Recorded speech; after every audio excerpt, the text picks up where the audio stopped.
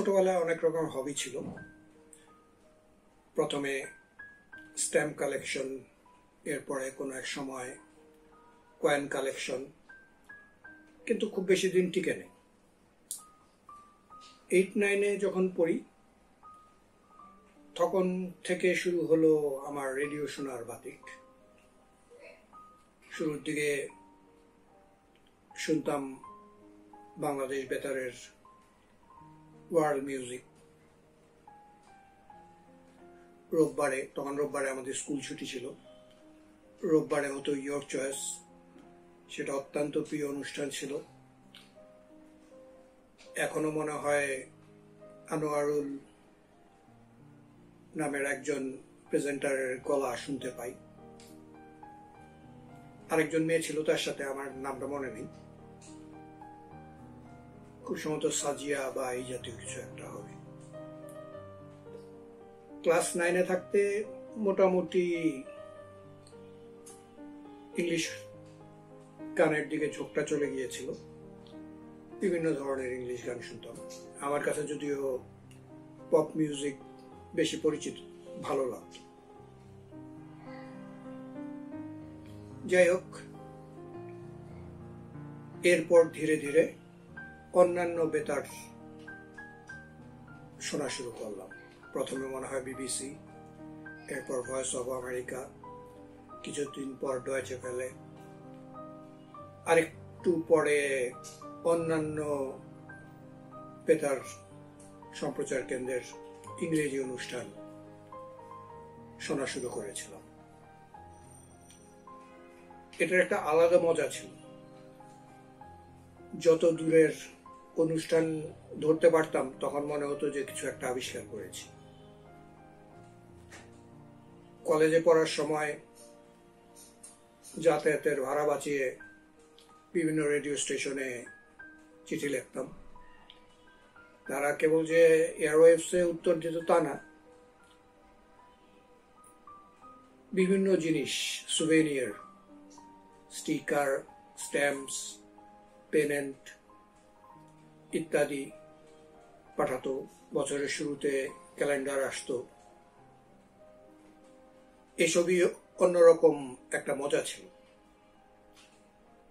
আমি যখন 89 সালে প্রথম বিদেশে যাই, অ্যাকচুয়ালি ওটাই আমার প্রথম আর শেষবার বিদেশ যাওয়া এই পর্যন্ত, তখন আমার প্রথম চ্যালেঞ্জ ছিল যে কোনো মূল্যে আমাকে একটা ডিজিটাল রেডিও কিনতে হবে। আমি ফেরার পথে ফিলিপস D2935 ডিজিটাল রেডিওটি কিনে আনি। আমাদের মোহাম্মদপুরের বাসায় ছাদে একটা বাঁশ খাড়া করে একটা ইনভার্টেড ভি টাইপের অ্যান্টেনা খাড়া করেছিলাম। সেটা দিয়ে আমি অনেক দূর দেশের অনুষ্ঠান ধরতে পেরেছি, যেমন ব্রাজিলের দ্য ব্রাস, তারপরে WWV, সেটার QSL কার্ড এখন আমার কাছে আছে।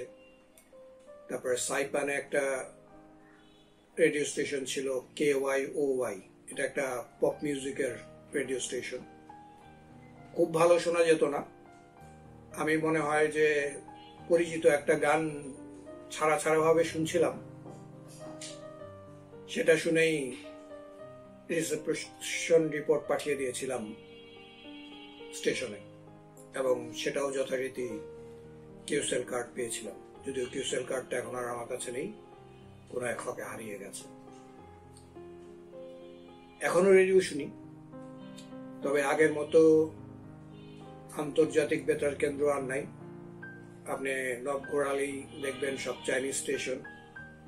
চাইনিজ ভাষা, ইংরেজি ভাষা তো খুবই অপ্রতুল। ভয়েস অফ আমেরিকার কোনো অনুষ্ঠান শোনা যায় না, বিবিসির কোনো অনুষ্ঠান নাই, রেডিও অস্ট্রেলিয়া ছিল সেটারও কোনো অনুষ্ঠান নাই, ডয়েচে ভেলে বহু আগেই বন্ধ হয়ে গিয়েছে। এখন আসলে শোনার মতো তেমন কিছু পাই না। শুনি কি? হ্যাঁ, বাংলাদেশ বেতার শুনি, মাঝে মাঝে আকাশবাণী শুনি, আর মাঝে মাঝে মিডিয়াম ওয়েভেই নাড়াচাড়া করে দেখি কি শোনা যায়। মাঝে কিছুদিন এফএম ট্রাই করেছিলাম যে ঢাকার বাইরের কোনো এফএম শোনা যায় কিনা। তো ঢাকার বাইরের এফএম শোনা খুবই কঠিন ব্যাপার, কারণ এত অবস্ট্যাকল, এত বড় বড় বিল্ডিং যে সিগন্যাল মনে হয় আর পৌঁছাই না। ঘাটাইলে বেড়াইতে গিয়ে বেশ কিছু ইন্ডিয়ান এফএম ধরতে পেরেছিলাম, খুবই মজা লেগেছে।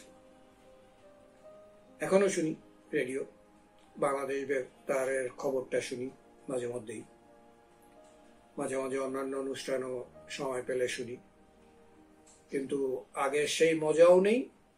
আগের যে পরিমাণ আগ্রহ ছিল সেটাও অনেকখানি কমে গেছে। আজ এ পর্যন্তই। ভালো থাকবেন, সুস্থ থাকবেন। ধন্যবাদ।